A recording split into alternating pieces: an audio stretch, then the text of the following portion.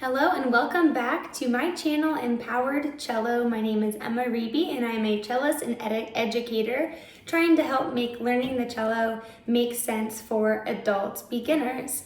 Make sure to subscribe to my channel so you don't miss my weekly videos. So today, what we're talking about is maybe you have your bow hold built, your bow's on the string, you're doing all of the right motions that you've been taught, but your sound just isn't there. You're not getting that resonant ringing cello sound. Well, I'm going to tell you about the most common missing key ingredient to the bow hold and then the bow stroke, okay? And so that way you can troubleshoot and see if this might be the case for you and the reason why you aren't producing the sound you want. So let's get started. The most common missing key ingredient to your bow hold is this concept called pronation. Pronation is the rotation of your hand and wrist. It's the motion of pouring out water. So if you grab like a glass or a water bottle and you're gonna go pour water on the ground, that rotation is pronation. So why do we need pronation? We need pronation to help transfer our arm weight into the bow, into the string. If we are completely up and down neutral without any slight rotation, I find that my adult cello students have a hard time getting the transfer of that arm weight onto the contact point. Contact point meaning where your bow's hitting the string. So that little rotation can help you just shift the balance of your arm weight, sort of lean it into the string. And that's what you need to get that good grip and then that good resonant sound. And so if you focused a lot on just having the perfect bow hold shape, one, you might be a little tense trying to maintain the perfect shape, making your thumb tight, making it hard to rotate, or two, you may have just never been told that you need to have slight pronation even down at the frog. So how do you pronate on the bow hold? As you know, the inner corner of the side of your thumb is what's gonna touch the frog, right? So just to totally clarify, your thumb is touching the bow not flat, it's on its side, and then your fingers flop over. So if you just put your thumb on its contact point, I want you to practice rotating and pouring water out, pretending like you're pouring water out onto the stick. So just practice touching with your index finger and then rotating back to your pinky to experience that rotation.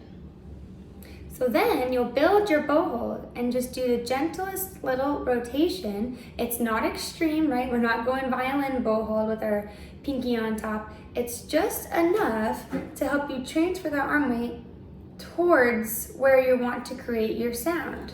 I want you to think your weight goes to wherever your contact point is. So go ahead and build your bow hold here for a second. Why don't you hold the bow stick with your left hand to support, place it on, say, your D string, and just practice that slight pronation, that slight lean into where that contact point is.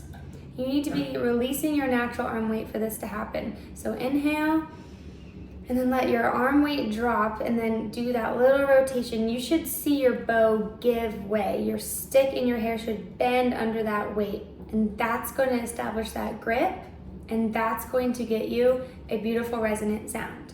Without that, your sound might be feeling thin or translucent, or if you're just really squeezing to make it happen, it just might sound pressed or a little bit dull. So now that I've explained this missing key ingredient, this pronation into the bow, how does this play out in the bow stroke? So here's the deal. Right at the start of your bow stroke is the least amount because we are closest to the contact point. Our hand is right next to our contact point. So we only need a little bit of lean into that, right? Because remember, send your weight to where your contact point is. Now the farther out you get in the bow stroke, you have to increase that pronation to create counter pressure in the bow, or else you aren't going to be able to get a grip on the string. So the relationship is that the farther out you get in the bow stroke, the more that rotation happens. So the more straight up and down, upside down that cup or that water bottle would be. And let me talk a bit more about that counter pressure idea I just said. When your bow is this far out, how on earth could your natural arm weight affect your sound? Your arm is over here.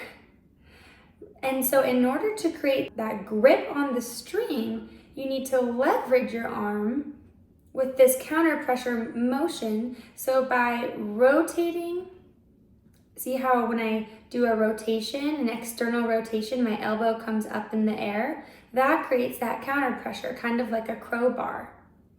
And so what you can practice for this part of the bow, just in the air, practice these external rotations. Notice how the elbow naturally comes up as the hand rotates down.